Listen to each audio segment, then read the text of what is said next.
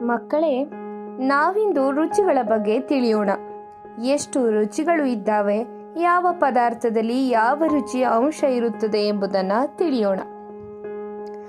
ಮಕ್ಕಳೇ, ನಾವು ದಿನನಿತ್ಯ ಸೇವಿಸುವ ಆಹಾರಗಳಲ್ಲಿ ಉಪ್ಪು, ಹುಳಿ, ಸಿಹಿ, ಕಹಿ ಮತ್ತು ಖಾರ ಹೀಗೆ ಹಲವಾರು ಬಗೆಯ ರುಚಿಗಳು ಇರುತ್ತವೆ. ಆಹಾರವು ನಮ್ಮ ನಾಲಿಗೆಗೆ ಸ್ಪರ್ಶ ಆದಾಗ ನಮಗೆ ಅದರ ರುಚಿ ಗೊತ್ತಾಗುತ್ತದೆ. ನಾಲಿಗೆಯು ಆಹಾರದ ರುಚಿಯನ್ನು, ಮೂಗು ಆ ಆಹಾರದ ವಾಸನೆಯನ್ನು ಗುರುತಿಸಿ ಆ ಆಹಾರ ಸೇವಿಸಲು ಯೋಗ್ಯವೇ ಇಲ್ಲವೇ ಎಂಬುದನ್ನು ಗುರುತಿಸುತ್ತದೆ. ಉಪ್ಪಿನ ರುಚಿಯನ್ನು ಹೊಂದಿರುವ ಆಹಾರ ಪದಾರ್ಥಗಳು ಎಂದರೆ ಉಪ್ಪಿನಕಾಯಿ, ನಿಂಬೆಹಣ್ಣು, ಮೋಸಂಬಿ, ಚಿಪ್ಸು, ನೆಲ್ಲಿಕಾಯಿ. ಹುಳಿಯ ರುಚಿಯನ್ನು ಹೊಂದಿರುವ ಆಹಾರ ಪದಾರ್ಥಗಳು ಎಂದರೆ ಹುಣಸೆ ಹಣ್ಣು, ಮಾವಿನಕಾಯಿ, ಹುಳಿಸಾರು, ಟೊಮ್ಯಾಟೊ.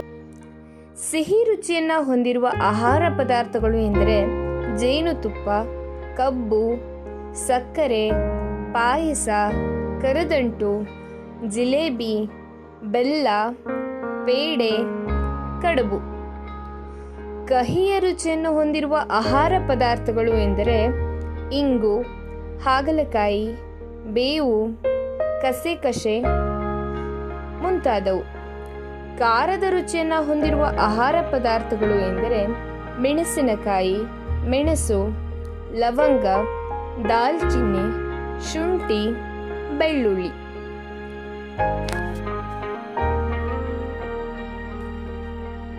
ಲಡ್ಡು ಇದು ಸಿಹಿ ಪದಾರ್ಥ ಆಗಿದೆ.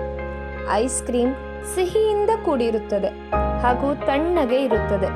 ನಿಂಬೆಯ ಪಾನಕ ಉಪ್ಪಿನ ರುಚಿಯಿಂದ ಕೂಡಿರುತ್ತದೆ.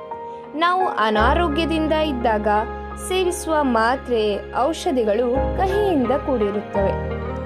ಮಕ್ಕಳೇ, ಹಬ್ಬದ ದಿನ ನಾವು ಪಾಯಸವನ್ನು ಸೇವಿಸುತ್ತೇವೆ. ಅದು ಸಿಹಿಯಾಗಿರುತ್ತದೆ. ಯುಗಾದಿ ಹಬ್ಬದಿಂದ ನೀವು ಬೇವು ಬೆಲ್ಲ ಸೇವಿಸಿದ್ದೀರಾ.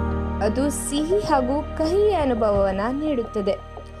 ಶಾಲೆಯ ನಿಮ್ಮ ಹೊಲದಲ್ಲಿ ಮಾವು ಹಾಗೂ ಹುಣಸೆ ಹಣ್ಣು ತಿಂದಿದ್ದರೆ ನಿಮಗೆ ಹುಳಿಯ ಅನುಭವ ಆಗಿರಬೇಕಲ್ವಾ? ಮಕ್ಕಳೇ, ಮಿರ್ಚಿ ಬಜ್ಜಿ ತಿನ್ನುವಾಗ ಮೆಣಸಿನಕಾಯಿ ನಾಲಿಗೆಗೆ ತಾಗಿ ನಿಮಗೆ ಖಾರದ ಅನುಭವ ಆಗಿದೆಯಾ? ಮಕ್ಕಳೇ, ಈಗ ನೀವು ರುಚಿಯ ಬಗ್ಗೆ ತಿಳಿದುಕೊಂಡಿದ್ದೀರಿ.